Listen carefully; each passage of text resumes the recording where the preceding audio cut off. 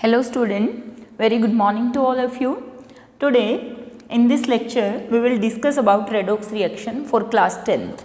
Previous video में हमने बात करी थी डबल डिस्प्लेसमेंट रिएक्शन क्या होती है और प्रेसिपिटेशन रिएक्शन क्या होती है। बच्चे इस लेक्चर में हम बात करने वाले हैं रेडोक्स रिएक्शंस क्या होती हैं। अगर आप रेडोक्स रिएक्शन को ध्यान से देखें तो यहाँ पे ये जो वर्ड है redox, it is derived from two type of equation. First one is reduction reaction and second one is a oxidation reaction. Second one is called oxidation reaction. Reduction और ऑक्सीडेशन समझाने से पहले मैं आपको कुछ रूल्स लिखवाऊंगी जो आपको रिडक्शन और ऑक्सीडेशन रिएक्शन को डिटरमाइन करने में हेल्प करेंगे. इस वीडियो में मैं सिर्फ आपको रूल्स लिखवाऊंगी और आपको थोड़ा सा टाइम दिया जाएगा ताकि आप वो रूल्स लर्न कर लें. नेक्स्ट वीडियो में फिर हम रेडोक्स रिएक्शन को कंप्लीट डिस्कस करेंगे. तो आज की जो हम क्लास है वो शुरू करते हैं, लेकिन कहाँ से? Rules to determine the oxidation number in a redox reaction. Rules to find out oxidation number on any species. अगर मैं ऑक्सीडेशन नंबर की बात करूं, ऑक्सीडेशन नंबर का मतलब आप वैलेंसी से समझ सकते हैं इस लेवल पर कि कोई भी स्पीसीज अपने आप को स्टेबलाइज करने के लिए वो कितना इलेक्ट्रॉन लूज या कितने इलेक्ट्रॉन गेन करती है. मींस अगर मैं बात करूं यहाँ पे सोडियम जो है इसका इलेक्ट्रॉनिक कॉन्फ़िगरेशन अगर हम करें, एटॉमिक नंबर 11 होता है तो इलेक्ट्रॉनिक कॉन्फ़िगरेशन 281 KLM. लास्ट जो शेल है उसमें एक इलेक्ट्रॉन है. हमें मालूम है स्टेबलाइज होने के लिए सोडियम क्या कर सकता है, या तो 7 इलेक्ट्रॉन यहाँ गेन कर सकता है या 1 इलेक्ट्रॉन लूज कर सकता है.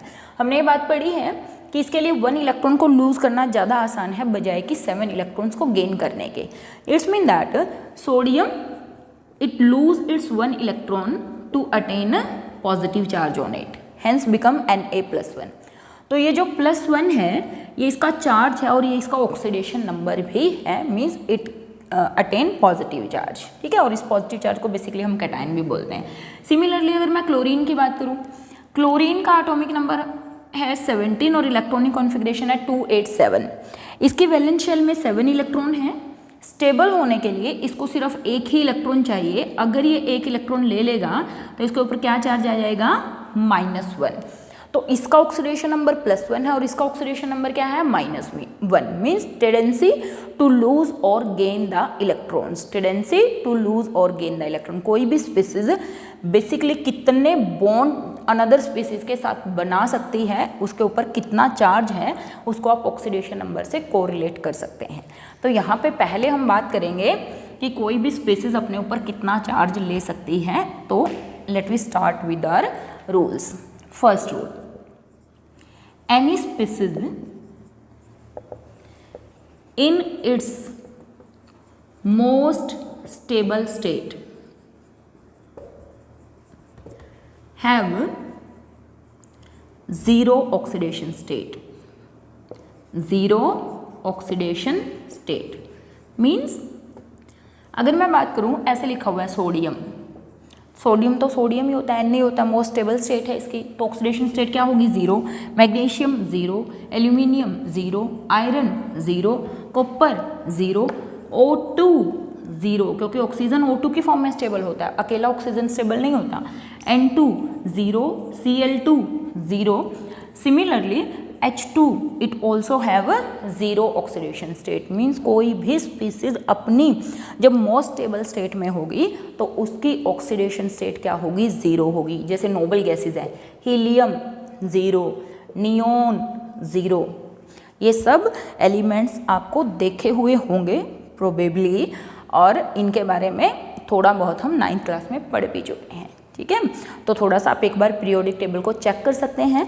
If you have any doubts regarding periodic table, उसकी लर्निंग में भी कोई प्रॉब्लम है, आप कमेंट सेक्शन में जाके कमेंट्स कर सकते हैं. मैं एक लेक्चर आपको पीरियोडिक क्लासिफिकेशन को लर्न करने के क्या वेज हैं वो भी हम डिस्कस कर सकते हैं. ठीक है, तो यहाँ पे हमने बात करी कि कोई भी स्पीसीज अपनी मोस्ट स्टेबल स्टेट में अगर होगी तो उसकी ऑक्सीडेशन स्टेट कितनी होगी? 0 ऑक्सीडेशन स्टेट होगी. Second rule, first group elements. बेटा मैं बात कर रही हूँ पीरियोडिक टेबल के फर्स्ट ग्रुप की, ठीक है ना। किसकी बात कर रही हूँ?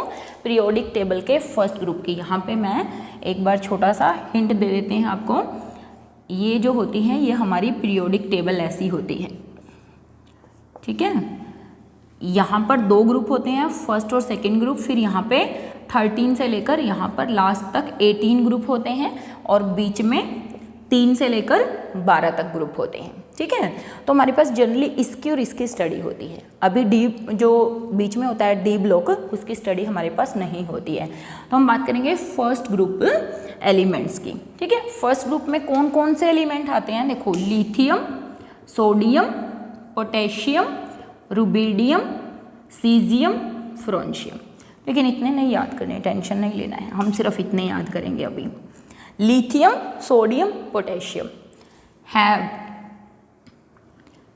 +1 oxidation state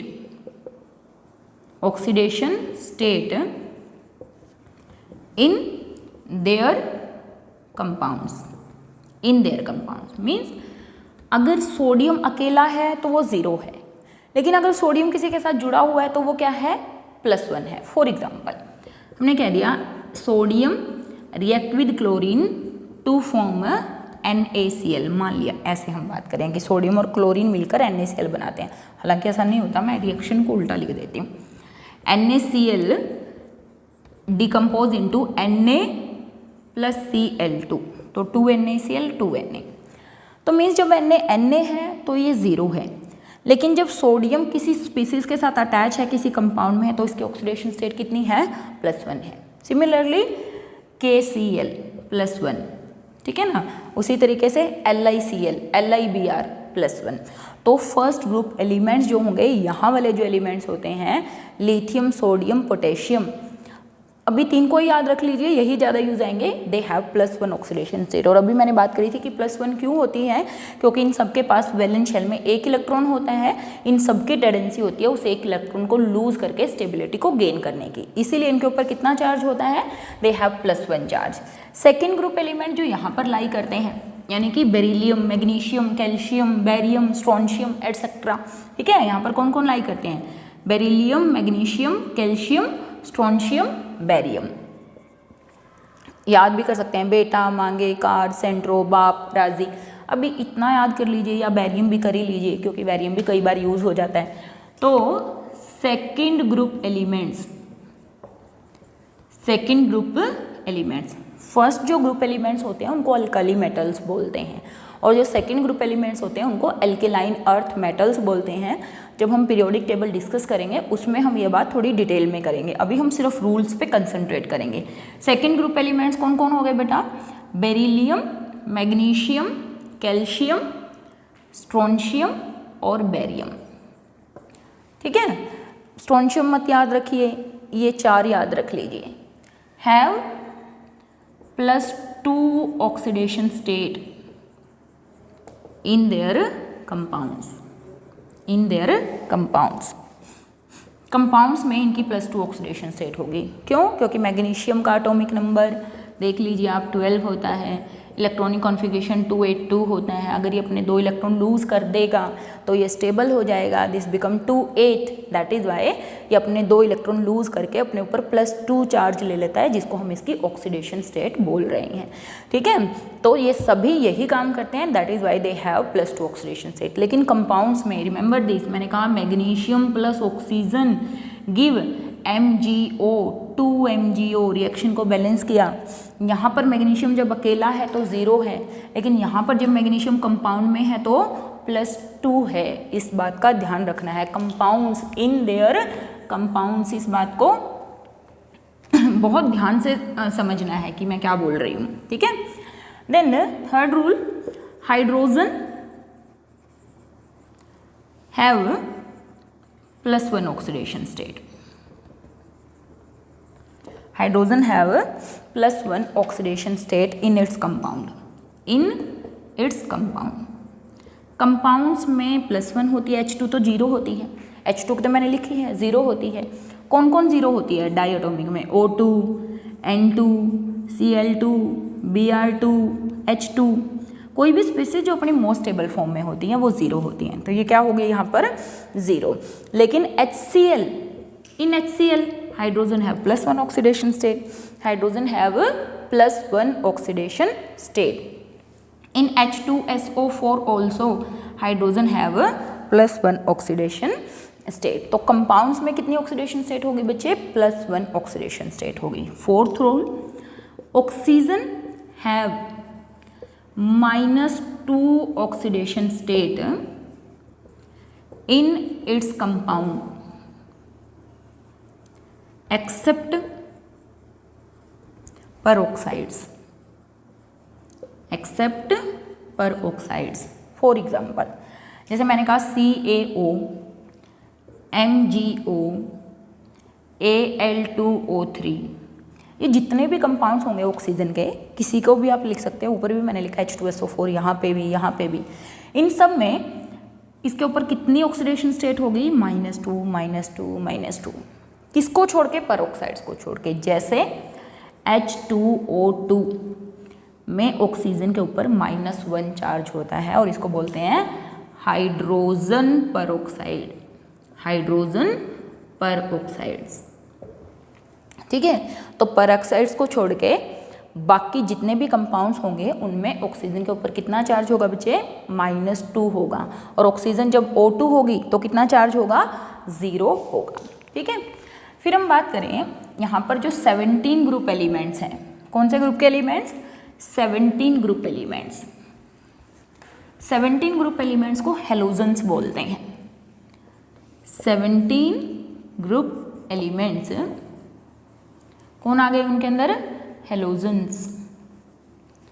हेलोजन्स बोले तो fluorine, chlorine, bromine, iodine have -1 oxidation state in their compound, in their compounds.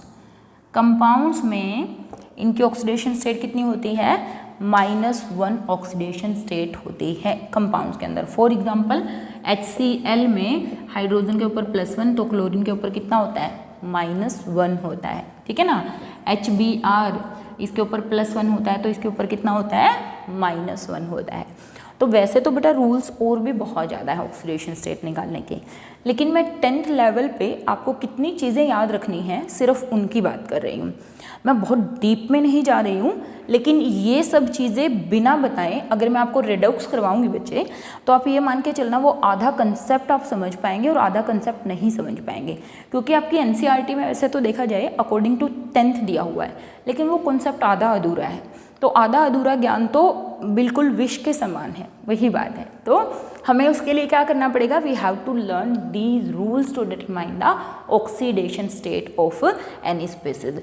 तो आप पहले ये रूल्स लर्न कीजिए कि कोई भी स्पीसीज न्यूट्रल स्टेट में क्या होगा, कंपाउंड्स में हाइड्रोजन के ऊपर क्या चार्ज होगा, ऑक्सीजन के ऊपर क्या होगा, फर्स्ट ग्रुप एलिमेंट्स के ऊपर क्या होगा, सेकंड ग्रुप एलिमेंट्स के ऊपर क्या होगा, अदर स्पीसीज के ऊपर क्या होगा। उसके बाद हम ऑक्सीडेशन स्टेट को कैसे निकालेंगे और कैसे बताएंगे कि किस रिएक्शन के अंदर तो ऑक्सीडेशन हो रहा है और किस रिएक्शन के अंदर रिडक्शन हो रहा है, यानी कि रेडॉक्स रिएक्शन में ऑक्सीडेशन और रिडक्शन किसका हो रहा है। ठीक है। फॉर एग्जाम्पल मैं आपको कुछ एग्जाम्पल्स दे रही हूँ कि कैसे निकालते हैं हम ऑक्सीडेशन स्टेट। मान लिया मैंने यहाँ पे लिखा H2SO4, आपको इस सल्फर की ऑक्सीडेशन स्टेट निकालनी है। किसकी ऑक्सीडेशन स्टेट निकालनी है? सल्फर की। तो इस सल्फर को हमने क्या माना? X मान लिया। अब हमें मालूम है कंपाउंड्स में हाइड्रोजन के ऊपर तो कितना चार्ज होता है? +1। कंपाउंड्स में ऑक्सीजन के ऊपर कितना चार्ज होता है? -2। लेकिन सल्फर के बारे में तो हमने कुछ पढ़ा नहीं है कि कितना चार्ज होता है। इसका मतलब ये हमें क्या करना पड़ेगा? निकालना पड़ेगा। तो कैसे निकालते हैं? देखो इसके ऊपर +1 चार्ज है, +1, और कितने हाइड्रोजन है? 2। ठीक है। प्लस सल्फर को हमने माना X क्योंकि इसका चार्ज हमें मालूम नहीं था। ये जो ऑक्सीजन है, 4 ऑक्सीजन है और 1 ऑक्सीजन पे -2 चार्ज होता है, इज इक्वल टू, ये किसके बराबर लिखते हैं? ये जो स्पीसीज है इसके ऊपर टोटल कितना चार्ज है। अगर आप देखोगे इसके ऊपर तो कोई चार्ज नहीं है, तो न्यूट्रल है। ये -2 और ये +1 तो मैंने लिखे थे, तो यहाँ पर ये किसके बराबर हो गया, दैट इज इक्वल टू 0। अब आप यहाँ से x निकाल लीजिए, तो ये x will come out to 4 2 8 -8 और +2 that will come to be +6। Means यहाँ पर सल्फर के ऊपर कितना चार्ज है, +6 है। Let we take another example, HNO3। यहाँ पे नाइट्रोजन का निकालिए। हाइड्रोजन के ऊपर कितना है बच्चे, +1। ऑक्सीजन के ऊपर कितना है, -2। नाइट्रोजन के ऊपर हमें डिटरमाइन करना है, तो हमने लिखा 1 + x + 3 × -2 = 0, क्योंकि HNO3 के ऊपर कोई चार्ज नहीं होता है, इट इज़ न्यूट्रल स्पीसीज। तो यहाँ पे 1 + x + दिस सोल्व करिए, 3 2 6 ये हो गया -6, ये था +1 + x, तो वहाँ पर जाकर कितना आ गया, +5। 6 उधर चला गया, +6 -1 तो कितना हो गया, +5। इसका मतलब यहाँ पे नाइट्रोजन पे कितनी ऑक्सीडेशन स्टेट है, +5 ऑक्सीडेशन स्टेट। ठीक है, let we take another example, PO4 3 negative में P के ऊपर बताइए फॉस्फोरस के ऊपर कितनी ऑक्सीडेशन स्टेट है। अब आप देखेंगे ये जो स्पीसीज है ये न्यूट्रल नहीं है, इसके ऊपर चार्ज कितना है, -3। तो मैंने यहाँ पे 0 लिखा था, यहाँ पे 0 लिखा था, यहाँ पर मैं 0 नहीं लिखूंगी, यहाँ पर मैं किसके बराबर लिखूंगी, -3 के बराबर, क्योंकि इसके ऊपर चार्ज है -3। तो फॉस्फोरस को तो हमने निकालना है, उसको मानना x+। ऑक्सीजन के ऊपर कितना होता है, -2, और कितने ऑक्सीजन है, 4, और सामने ऑल ओवर चार्ज क्या है, +-3। तो सोल्व कर दीजिए, x - 8 = -3 और x = -3 + 8, x will come out to be +5। इसका मतलब फॉस्फोरस की ऑक्सीडेशन स्टेट कितनी है, +5 ऑक्सीडेशन स्टेट। तो इस तरीके से by using this formula you can find out the oxidation state of one species. If you have any species given to you, provided to you, you can tell oxidation and reduction जो भी species का हो रहा होगा उसके बारे में आप बता पाएंगे। तो ये मैंने जनरल रूल में आपको कुछ एग्जांपल्स दे रही हूँ जिनमें आप क्या करेंगे, ऑक्सीडेशन स्टेट मुझे निकाल कर कमेंट बॉक्स में रिस्पॉन्स करेंगे। H2CO3 में कार्बन का बता दीजिए कितना होगा, you have to determine carbon.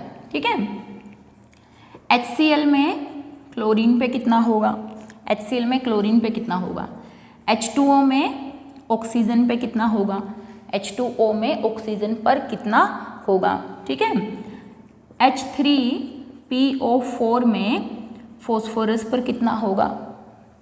ठीक है, CaSO4 में सल्फर पर कितना होगा, CaSO4 में सल्फर पर कितना होगा। कैल्शियम का तो आपको मालूम है कि इसके ऊपर +2 होता है, अभी हमने डिस्कस किया है। तो आप इनको प्रैक्टिस करिए, प्रैक्टिस करने के बाद ये जो क्वेश्चंस हैं इनके आंसर कमेंट बॉक्स में लिखिए, फिर हम नेक्स्ट वीडियो में डिस्कस करेंगे कि यहाँ से रिडक्शन और ऑक्सीडेशन आप कैसे डिटरमाइन कर सकते हैं। हैव अ नाइस डे बच्चों, थैंक यू।